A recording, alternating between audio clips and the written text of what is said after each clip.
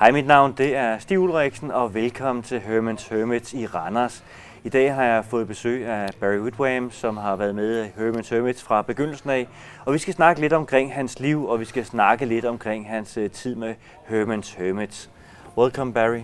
Nice to be here with you, Stig. Did you understand the word of what I was saying? No. Okay, that's good. Barry, you have been in Hermits from the beginning, actually. Of course, there were some boys in the beginning before they start getting professional, and then when they needed to be professional, you came into Hermits, right? That's right. In 1963, the band was called Herman and the Hermits, and they'd gone down to London. Peter Noone, Carl Green, Keith Hopwood, Al Wrigley and Steve Titterington were in the band then, and been trying to make a record with Mickey Most, and the sessions didn't work so well. And in February, March in 1964, the band broke up, and Mickey Most was going to record Peter Noone on his own, but Carl Green and Keith Hopwood became friends again with Peter, and their manager Harvey Lisberg had seen my band with Derek Leckenby and Ian Waller, and we were going to be the new Hermits, and we were offered to join them. But we turned it down originally. Okay. Because we'd seen the band in '63, we didn't like them. The manager showed us the diary, and there was 7 days a week engagements, and I'd already turned professional. So I said to Lek, Derek Leckenby, that's his nickname. I said to Lek, this is for me. I'm professional. 7 days a week, it's unbelievable. So we said, okay, we'll join as long as you change the name from Herman and the Hermits to Herman's Hermits. That was a proviso, and if they wouldn't change it, we wouldn't join. So on April the 1st, we joined, and the band became Herman and the Hermits then. Yeah. Sorry, Herman's Hermits. Yeah. Confusing myself now. Yeah. So that was just over 51 years ago.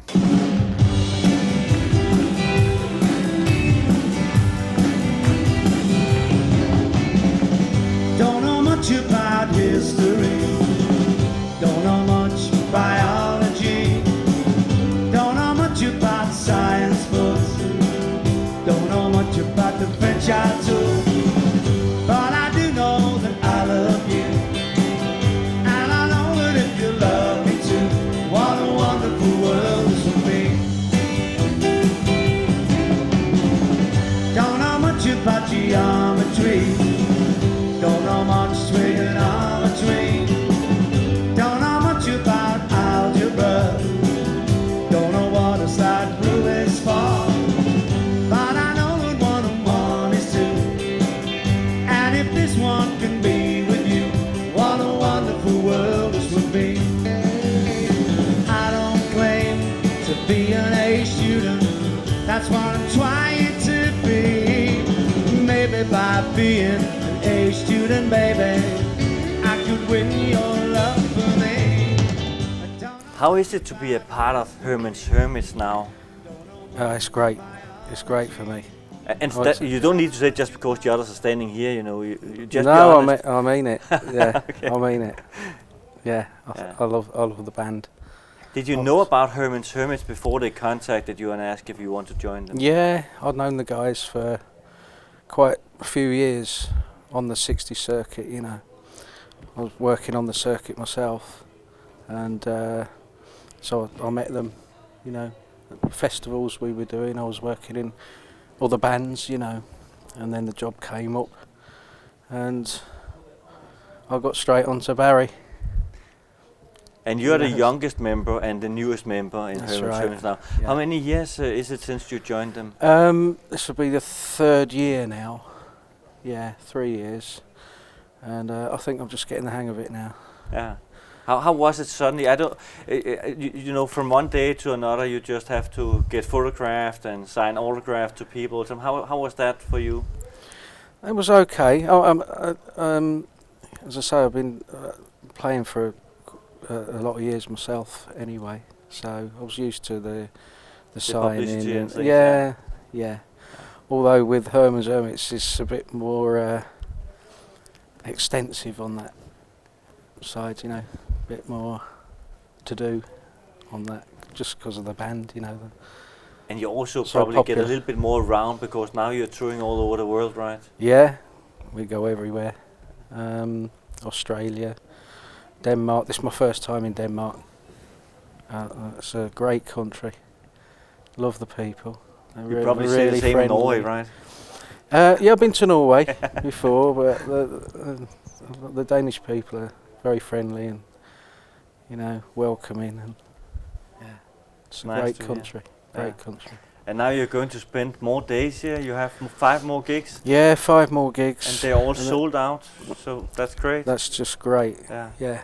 And just you what we continue want. in Norway We're looking forward afterwards. to it, you know. Yeah. Um, Yeah.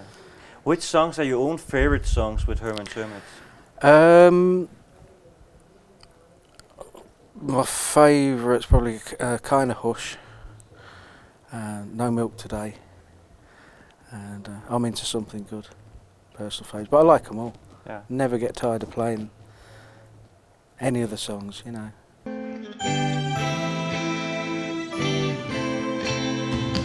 No milk today, my love has gone away. The bottle stands for love, a symbol of the door.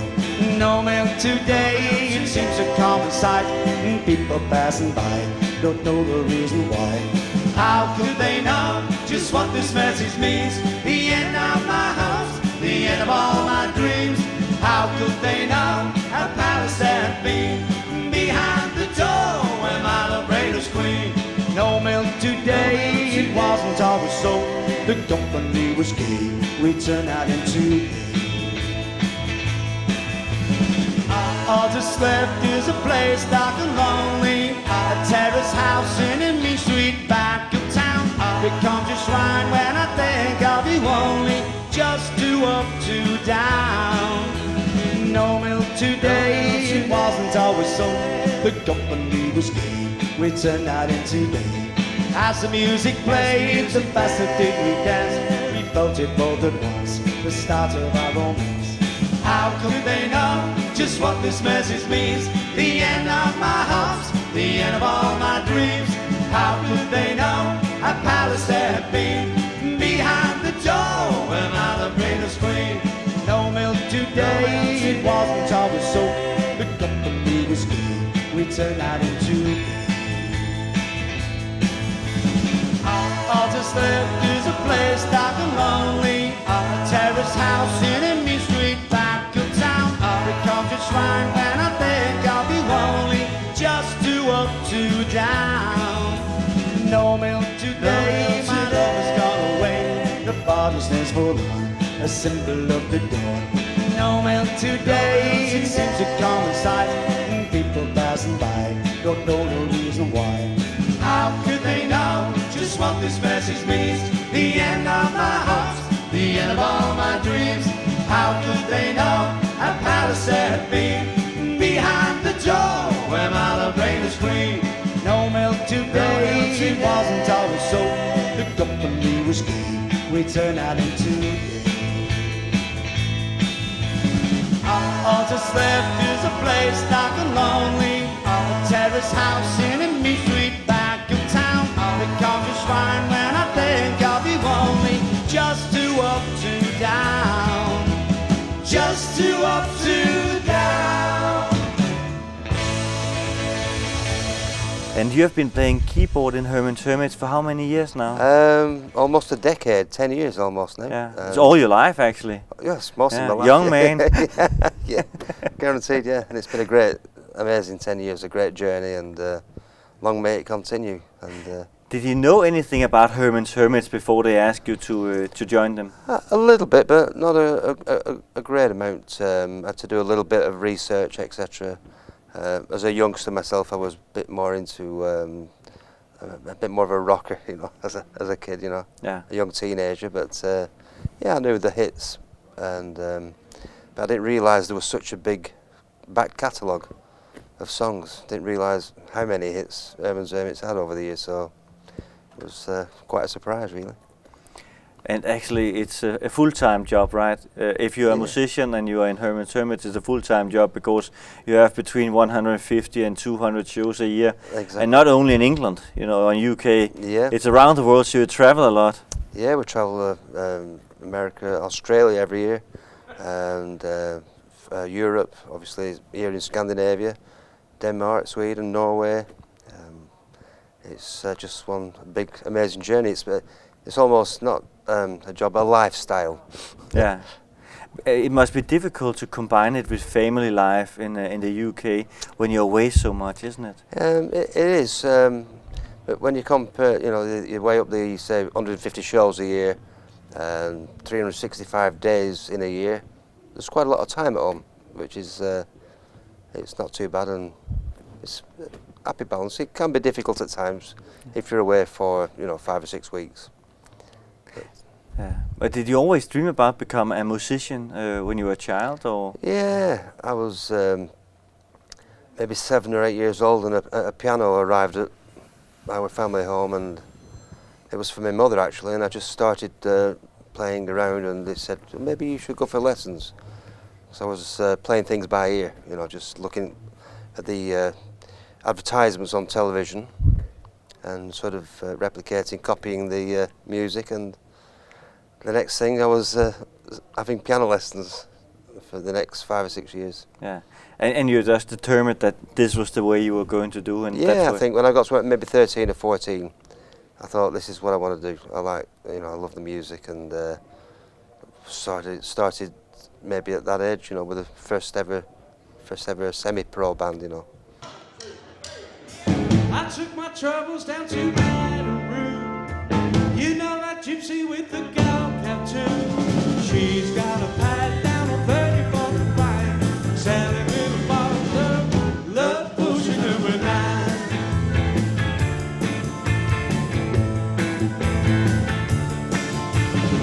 I told her that I was a flop with chicks. I've been this way since 1956. She looked at my palm and she made a magic sign. She said what she needed, love potion number 9. She bent down and turned around and gave me a wink. She said I'm gonna mix it up right here in the sink. It smelled like turpentine, looked like Indian ink. I held my nose, closed my eyes, I took a drink. I didn't know if it would stay all night. I started kissing everything inside, but when I kissed the cop down on 34th and Vine, he broke my little bottle of love potion number 9.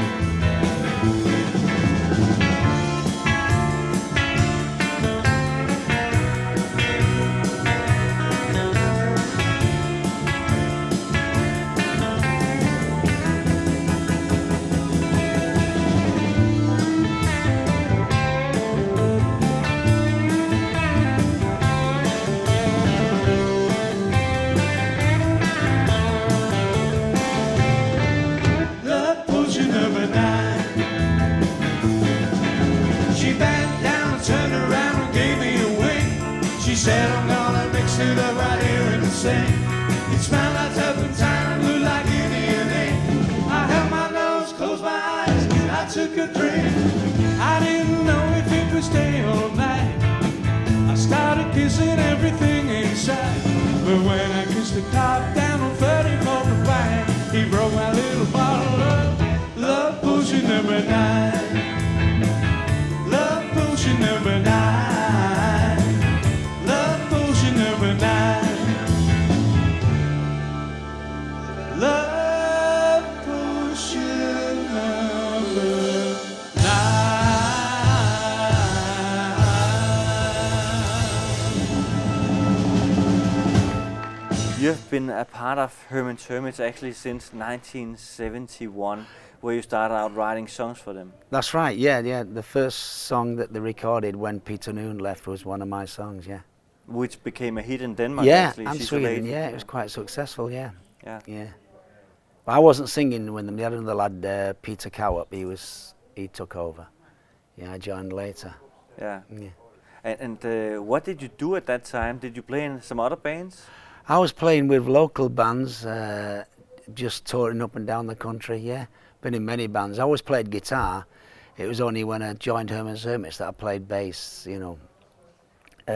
I joined Herman's Hermits as a guitar player, and then the bass player left, and we were looking for a bass player and we couldn't find one, and I knew a friend of mine who was a really good guitarist, singer, and I suggested him, and I would go into bass, and that's what happened. That's how I come to play bass.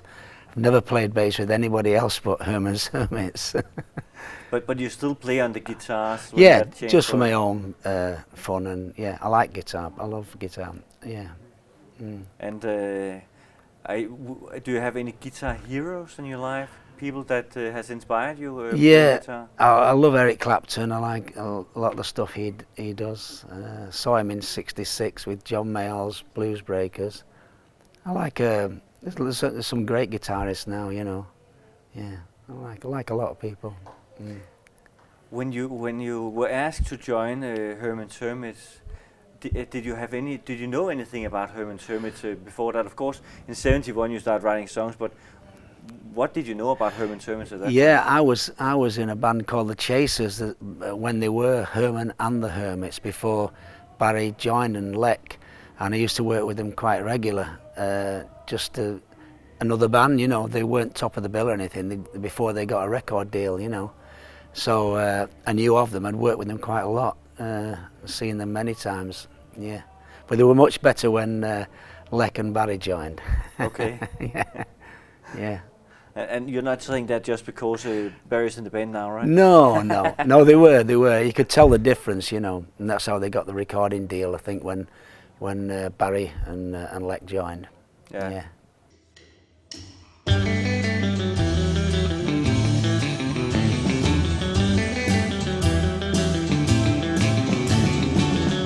Took a walking past your house late last night. All the shades were pulled and drawn way down tight. From within the dim light cast two silhouettes on the shade. Oh, what a lovely couple they made. Put his arms around your waist, held you tight. Kisses I could almost taste in the night. Wondered why I'm not the guy whose silhouettes on the shade I couldn't hide.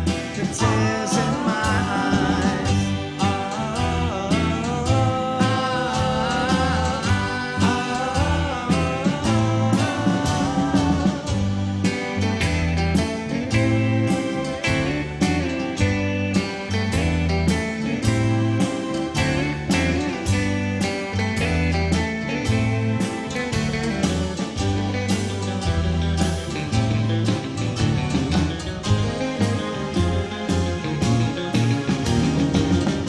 Lost control and rang your bell. I was so let me in or else I'll beat down your door. When two strangers who have been two silhouettes on the shade said to myself, you're on the wrong line. Rushed out to your house with wings on my feet. Loved you like I've never loved you, my sweet. Found that you and I would be two silhouettes on the shade all of our days. Two silhouettes on the shade.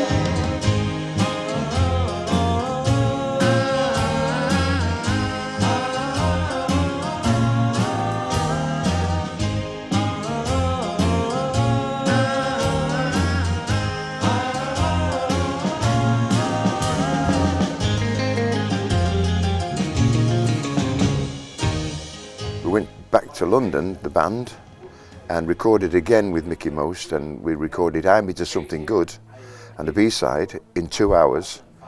And 2 months later, in September the 7th, 1964, it became #1 in England. Stayed there for 3 weeks, and it was a massive hit for us.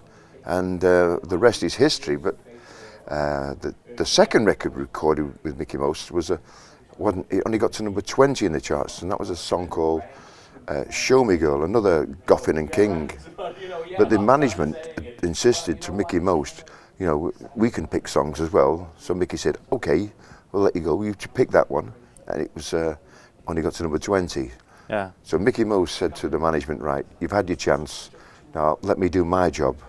And we went back into the studio and recorded Silhouettes, which went to #2 in the UK. Big hit.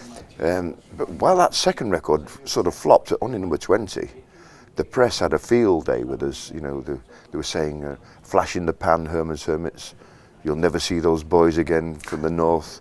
You know, it's a one-day wonder.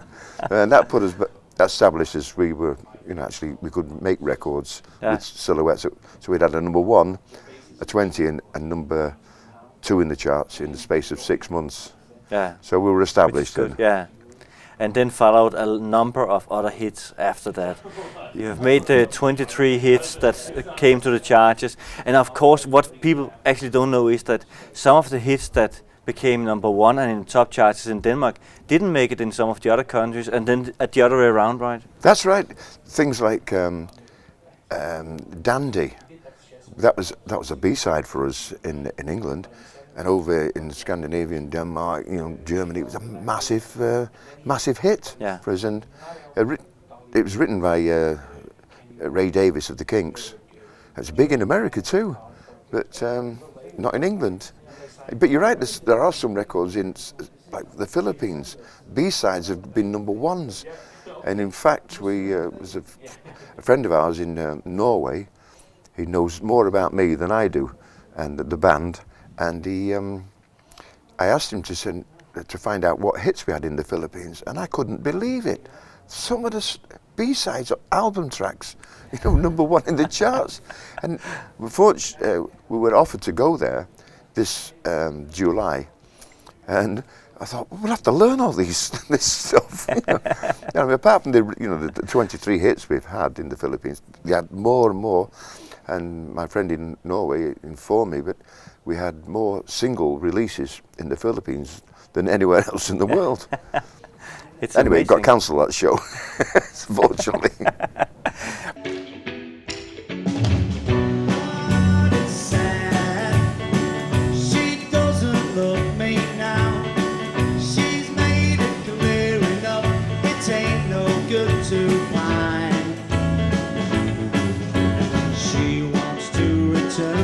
Things I bought her, tell her she can keep them just the same. Things have changed, she doesn't love me now. She's made it clear enough, it ain't no good to mind. Walking about, in a cloud, well, you'll pick her out. Makes them all feel so proud if she finds that I've been round to see you. Tell her that I'm well and feeling fine. When I joined the band, Kev and Jeff were already singing the majority of the songs, and we just put a couple of extra songs in, and I took the vocal on those, So, but I'm mainly backing vocals in this band, which I don't mind at all, What kind of music did you do before you joined Hermits? I've been playing 60s music for all my life. Since I started playing, 40 years, and I've played in a couple of rock bands, but I've always been a 60s fan. Okay. I was brought up with the 60s, and I've always really just wanted to play the 60s music, So then it's great that you actually joined one of the biggest bands in the 60s Oh, it's music. great. It's a dream come true, Yeah. So Did you always I wouldn't want to be anywhere else. Did you always dream about playing a guitar? Is that the main instrument for you, or do you also play other things? Yeah, I play a bit of piano, but guitar's always been like my main instrument, from being a child, Now we're sitting in Elvis's house. Who inspired you on the guitar? Was that one of his guys, Scotty Moore? Or Well, or there's James Scotty Burton? Moore, but really James Burton's my man. He's the guy that I learnt all his licks and things. He's one of my heroes, James Burton. Mine too. Just looking at his the pink guitar over there, the Paisley. I used to have one of those. You just wrap it in. I take it with me right away, right? Yeah, it's just great. I just love the the style and everything, you know. And not that easy to recreate that, you know, but I worked hard at it, you know. Yeah. And when we're messing around, you know, at sound checks, I sometimes just go through some Burton licks just to, you know, freshen up.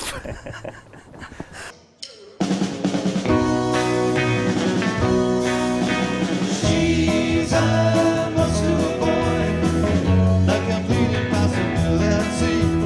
She's a muscular boy, and I'll take her from me. You think she's a prize at the start? Take my advice, play it smart. She's nothing but trouble, better cut out on the double before she gets into your heart. She's a muscular boy, a complete impossibility. She's a muscular boy, better take her from me.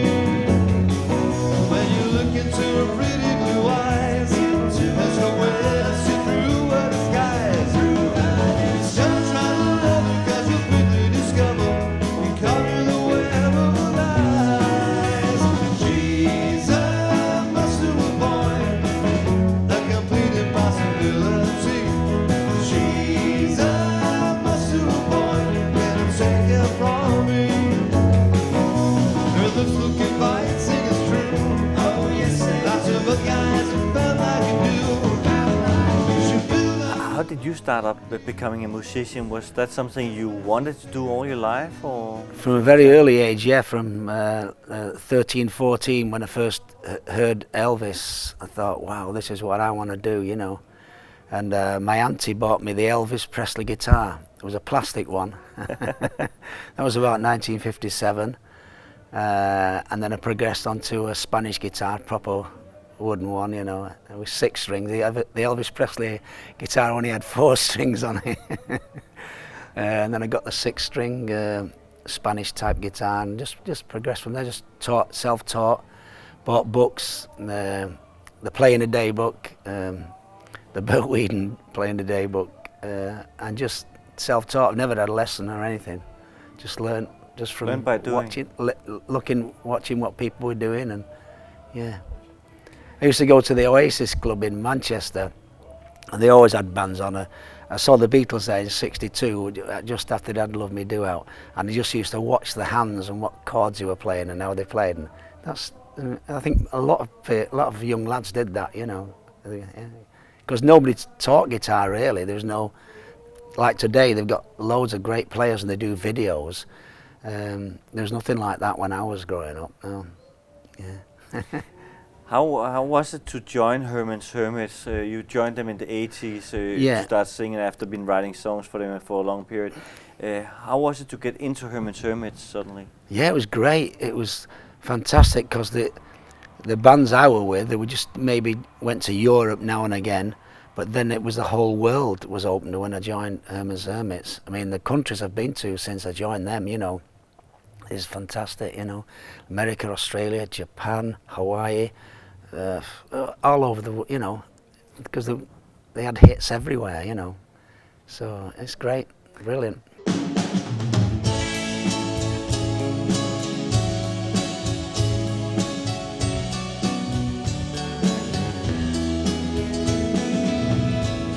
on the floor, people dancing round.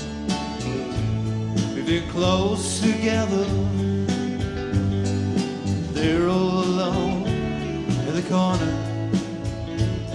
There's a girl I once knew who brought me into. Won't you please play a song, a sentimental song, for my sentimental friend over there. We've been so long apart, we could go right to the heart of my sentimental